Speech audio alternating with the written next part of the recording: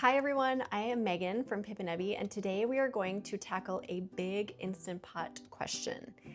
Is the cake button on the Instant Pot actually worth using?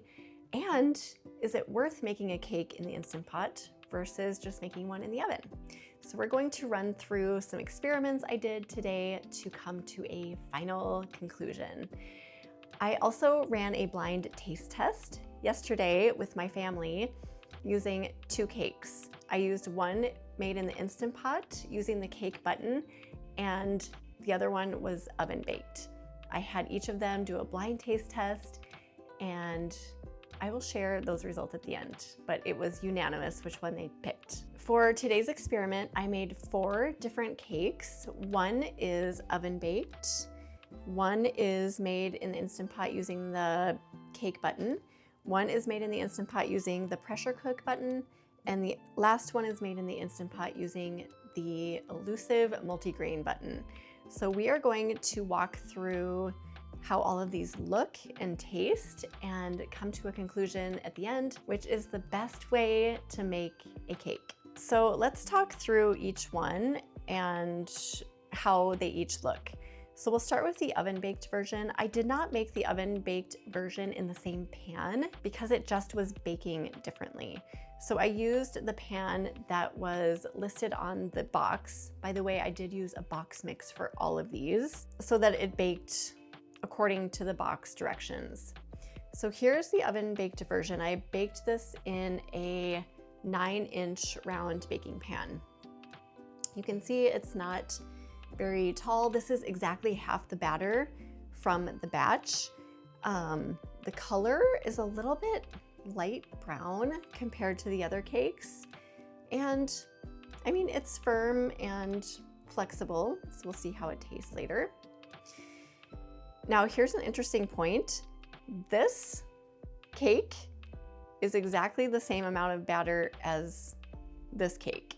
And they're about the same height, maybe just off by a little bit, which tells me that there's probably a lot more air in the oven-baked cake than the others, but we'll see that when we cut into it. Now we're going to look at the outside of the cake using the cake button on the Instant Pot. This one feels very dense, it's heavy. The color is much darker brown than that of the oven-baked version, and it looks perfectly baked. The pressure cook button Instant Pot version is also dense. It's not as dark as the cake button version, so we'll see what it looks like when we cut into it. And the multigrain one was kind of just a guess, a wild card. I don't know what that button does, so I just thought we'd experiment and see what happened. But this one looks a little weird. There's a strange rim on it. When we opened the lid, it was a little bit extra steamy and watery inside, so I'm not sure what to think about that one. I prepared the batter for all of these exactly the same. It's the same batter. Like I said, I just used a different size pan on the oven-baked one, but otherwise everything was the same. So I baked the oven-baked one according to the package directions, which was, I think it was 25 minutes at 350 degrees. And for the Instant Pot versions, for these 3, I cooked them all at 35 minutes on their specific buttons, and I did a natural release for each of them for 10 minutes. Okay, let's see what they look like inside, and most importantly, how they taste. So I'm just gonna cut the tops off of these to do an analysis and a taste test. So I'm gonna cut the top off of the oven-baked version. Okay, the tops are all cut. So now we're going to look inside to see what the crumbs look like. On the oven-baked version, you can see there are a lot of holes. So a lot of air, just as I suspected, is inside of there. And for the cake button version, there are still some holes, but the parts that don't have holes, it's very dense. And it feels very dense as well. For the multigrain version, still holes, still dense, but not as dense as the cake button.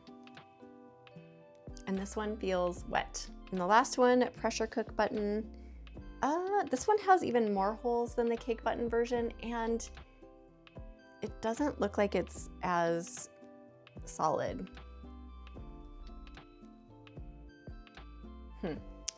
Okay, now we will do a little taste test of each. So I'm just gonna cut a little piece of each of these. So as you can see, the oven baked is the lightest by far. The cake button is darkest by far, and it looks the densest on both sides.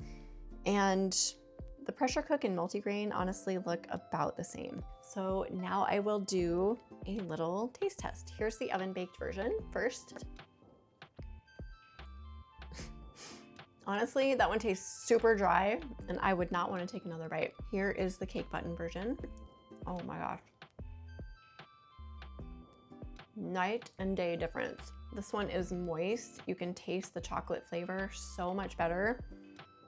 I love this. I would eat an entire piece or the entire cake. Next is the multigrain version.